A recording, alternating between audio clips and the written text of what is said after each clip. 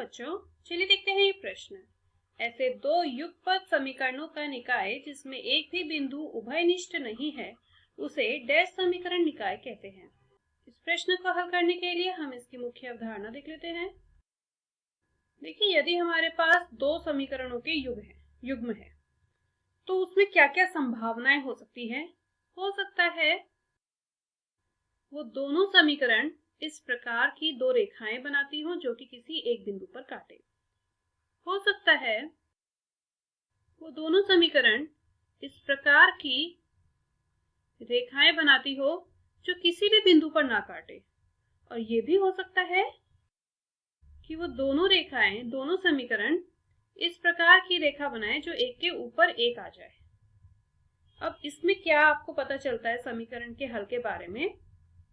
जब इन दो समीकरणों को आप हल करेंगे तो यहाँ पे ये सिर्फ एक बिंदु पर काट रही है, इसका मतलब इसका सिर्फ एक हल होगा। यहाँ पे ये अनंत बिंदु पर काटेंगी, है ना, क्योंकि ये एक के ऊपर एक है, तो ये बहुत सारे बिंदु पर काटेगी, अनंत बिंदु पर काटेगी, क्योंकि एक रेखा के ऊपर तो अनंत बिंदु होते हैं ना, तो इसके अनेक हल हैं। लेकिन ये कहीं पे काट ही नहीं रही है, ये समांतर रेखाएं हैं जो किसी भी बिंदु पर नहीं काट रही है, तो इसका कोई हल नहीं है। ठीक है, अब जिन समीकरणों के निकाय के हल होते हैं जैसे कि इसका और इसका, इस प्रकार के निकायों को कहते हैं संगत समीकरण। और जिसका कोई हल नहीं होता उसको कहते हैं असंगत। तो यहाँ पे प्रश्न में हमसे क्या पूछा है?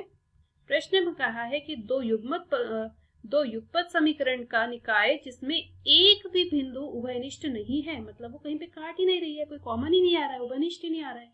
तो कौन सा वाला केस है यहाँ पे? ये वाला, जिसमें कोई भी हल नहीं है। तो ऐसे समीकरण निकाय को क्या कहेंगे? असंगत समीकरण निकाय। तो इसका हल होगा असंगत समीकरण निकाय। यही इसका उत्तर होगा। मैं आशा करती हूँ मुख्य अवधारणा की मदद से आपको इस प्रश्न का समझ आया होगा। धन्यवाद।